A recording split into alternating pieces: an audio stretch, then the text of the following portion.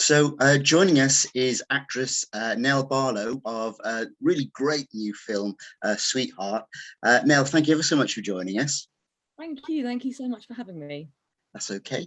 So this, as far as I can make out, is your first sort of lead in a feature film.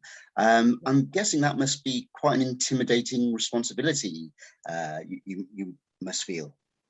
Yeah, it is. I mean, I'm sort of still getting my head around it because it's my first lead role, and yeah, I'm sort of still learning. I think it's like all these different things that I haven't experienced before that I'm sort of doing now, and it's like, oh, okay.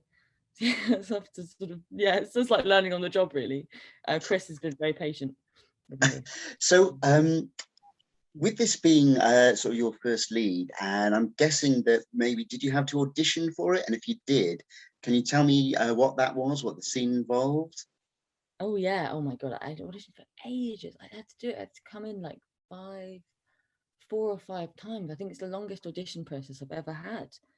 Um, but I guess it was just like any other audition. Like I got it put through from my agent, my wonderful agent who is brilliant, and just got sent. And I sort of read the script, and even the title, Sweetheart. I was like, oh, that's an interesting thing. I don't know what that's going to be like.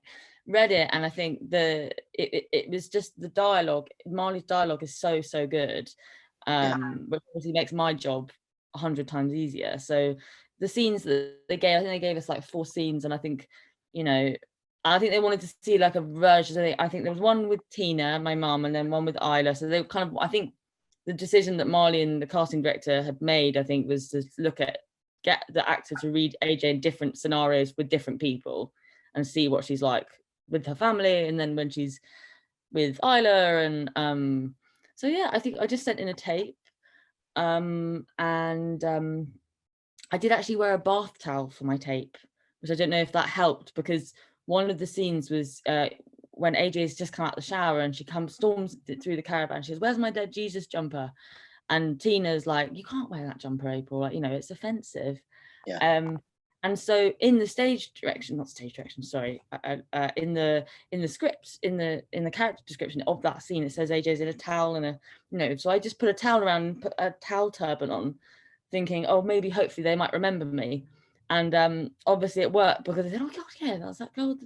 Can't believe she did that. But yeah, I wore a bath towel. So I remember I wrapped this bath towel around me and sort of put this turban on my head, and I was sort of like, yeah, I probably looked mad. But anyway, there we go. Well, I'm sure it's more than a bath towel and a turban on your head that won you the role. I hope so. I hope so, Simon. Who knows? I think that's a big part of it. So it's a great film. It's a really great and it's a really sweet film, but it builds towards obviously a love scene. Never the easiest scenes to film, with closed sets being a requirement. But obviously, after sort of Time's Up and the Me Too movement, and the introduction of things like intimacy coordinators.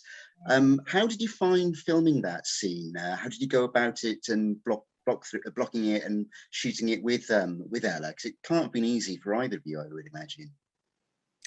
It was actually surprisingly really fine. It was the last scene we shot, actually.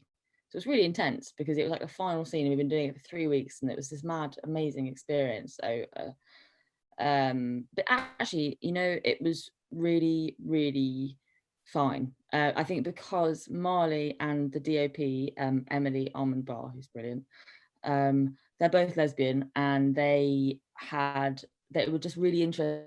Me and Ella had a conversation with them before, and they were talking about, what female love is like, and the difference between that and like heterosexual love. And we were kind of having this really interesting conversation. So because it was a close set, and it was just me, Marley, Emily, and our lovely focus puller, Robbie, and other than that's completely close set, we just kind of were directed, and and also it's actually surprisingly unsexy, like those scenes, because for whatever reason it's just not, because you're breaking it down, and you're just kind of like, and it was just very gentle. And I think Ella is such a wonderful person, and we are such good friends, and were on set, that it was just actually a very kind of familial like I was reading an interview with Helen Mirren, who talks about sex scenes, and she said it's actually interesting because you and the other actor are kind of in this sort of private cocoon, and it's no one else is really involved, and so you're just kind of there giggling and kind of cracking jokes in between takes, and you're just in this kind of strange bubble of yeah, it was great. It was actually really nice. Not in a creepy way, but as in like in a, you know, A professional way. yeah, in a professional way, in a professional capacity. Yeah. So on to something a little bit lighter then. This is based in a caravan park during the summer. But looking at some of the exterior scenes especially, it looks like it's blowing a gale out there. And you're in, Yeah. you know, a lot of the cast, you're in swimwear. Must have been not the most comfortable, and in water as well, which can't be the most comfortable of scenes. Was that the case? Yeah, we had, so the scene where AJ and Isla get in the water because AJ is getting burnt, we actually had to film that twice because the first scene, so the first time we shot it, it was in a different location. It was in this kind of, it was in the sea, but basically, I can't really explain it, but on the beach there was this kind of little cove, and around the cove there was this kind of pool of water, but it was basically just kind of stagnant seawater that had kind of gathered in this kind of, and it was absolutely freezing. So me and Ella shot the scene, and we had to kind of get in and kind of look like we're having this great time. And I think maybe some of the execs watched it on playback that night, and they were like, they just look cold.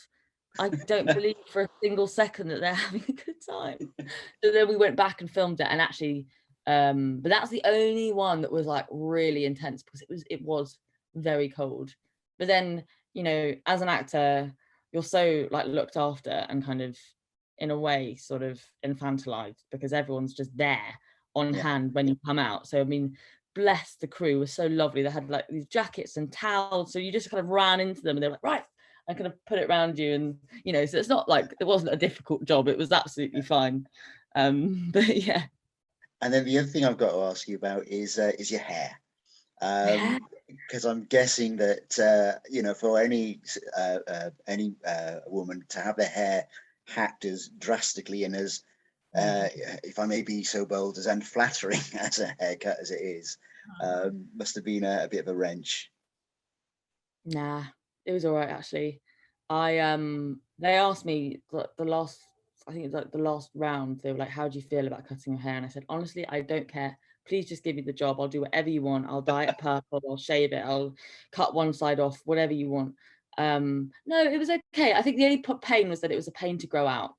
That was annoying. But actually to have that haircut was actually quite liberating in many ways because it was so weird that to kind of, in a very slightly maybe obnoxious way, I was like, I have this very strange haircut, and I'm fine with that. Okay. So then finally, we ask all sort of our actors and directors that we interview this. It's kind of like our signature question, if you like. But you're relatively, you know, early in your career, although you've done a fair bit. But are there any roles that you've rejected or turned down, and in retrospect, you think, I wish I'd taken that? That's a good question. No, I don't think I've been offered anything that I haven't taken. Right. I don't think I've had that luxury yet to be like, I don't want to do that. No, I don't think. I think I've just said yes to everything and anything. Anyone that will have me, really. No. So to put it another way, then, what would be the role? What would be your dream role? Oh gosh, that's a good question. I would actually think dream role.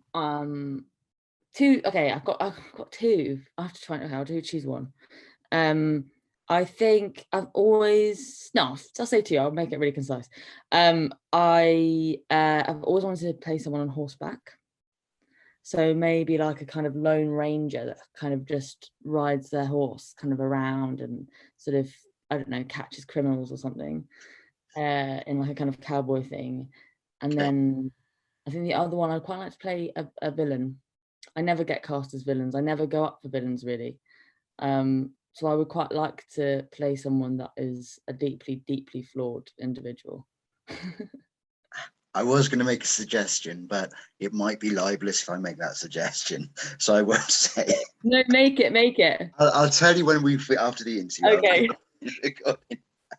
Right. Well, thank you ever so much for your time. Now, it's a great film. It's such a sweet-natured film as well, and I sort of really very much look forward to your future role. So, Nell, from all of us at AnyGoodFilms, thank you ever so much. Thank you for having me.